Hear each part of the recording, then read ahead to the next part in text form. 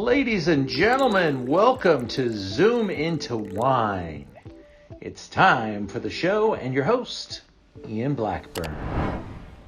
All right, now we're joined by John Sillcocks, the U.S. representative for Rare Wine Company and the official importer of our beautiful Ribera del Duero wine, the Flor de Pingus. Hi, John. How are you? Doing well, Ian. Thank you. Thanks for joining us again. We've talked on many occasions. You have some beautiful wines that you represent, and we're very excited to share with everybody the story of Pingus and the Flor de Pingus wine.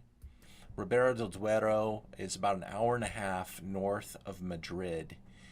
And this region has a couple of stalwart brands that have really made it the golden area for red wines.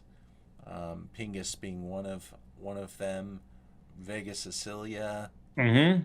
I mean, if you think about it, I would say Vega Sicilia, Pingus are definitely the top of the food chain. Peter Sisik. Peter Sisik, yeah. He's been just a champion of quality for a long time, and we have a number of different wines from Peter Sisik. He's involved in a lot of different projects, but the Pingus project is paramount, number one, and all other things kind of are children of Pingus. Is that fair to say? That I would, yes. Everything.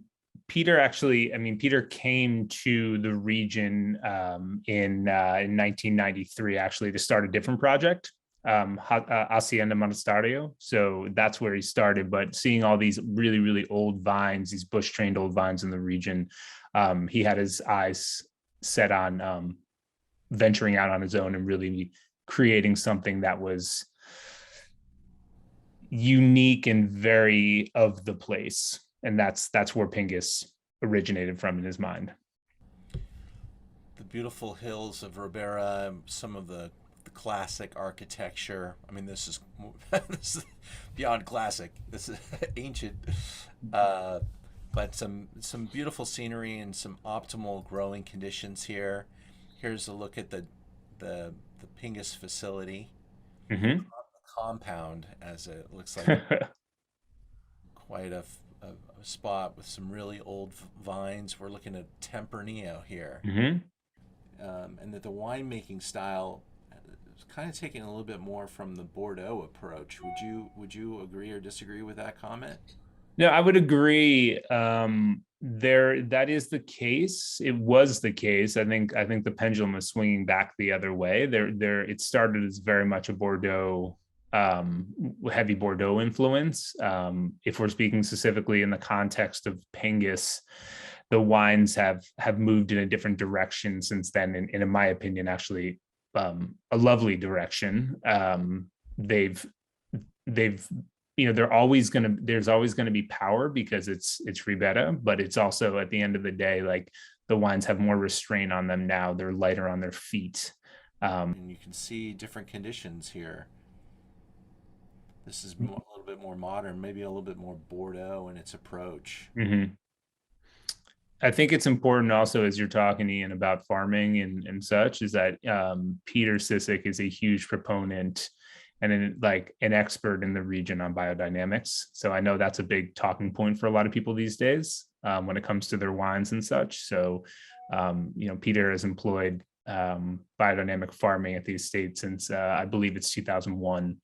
Yes, Peter's touch. I think a big thing, and which is probably a good segue as we jump into talking about the wine itself. Is incredible. He's incredible when it comes to just seamless wines. Like the wines are, absolutely beautiful, and everything flows together, and they're very much, the sum is greater than its parts. And that's Peter's touch for sure.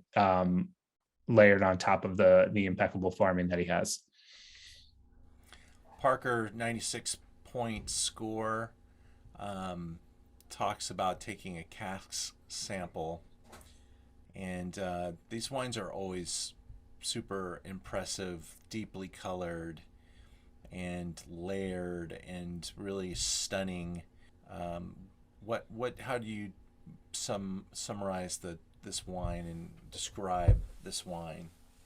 Specifically 2019, what's really nice about this wine, in my opinion, is the freshness of it. As we mentioned earlier, there will always be the power of Ribera del Duero in the wines, but this wine is just it's lighter on its feet, still with concentration, of course, because it's of the place, but there's the aromatics just really pop, and there's a freshness to it that I really enjoy. And I think a lot of that freshness as the years have gone on, specifically like Peter has employed more and more stem inclusion and less new wood. So the purity of fruit is front and center these days. And, with that stem inclusion comes some like really enticing aromatics that just really pop in the glass, that I enjoy very much. Winemaker's tasting notes focus in on the cedar, vanilla, chocolate, dark plums, dark cherry, licorice, and anise. And at $100 a bottle, I'd like you to put in the context of other wines of the world. And I think that if this wine were out of Bordeaux, would this only be $100 a bottle? I think that you could argue you put this wine in Napa Valley and you're looking at a $250+ bottle. So it really is about the value that you can create in Spain, and the growing conditions and the varietal are all perfectly expressed in this sensational bottle of wine. Really, always exotic, but it's just a special wine that you need to know about and consider in your set of great reds. And I think if you open this up at the table and all your friends are bringing their Napa, standards, and you blinded this wine on them, it would blow them away and potentially, take the prize, because this is what this wine does. Thanks for joining us tonight, John. We appreciate you being here and your input on this Pingus wine. You're welcome. Thanks for having me. Hope to see you again soon, man. Thank you. All right. Thanks, Ian. Sure.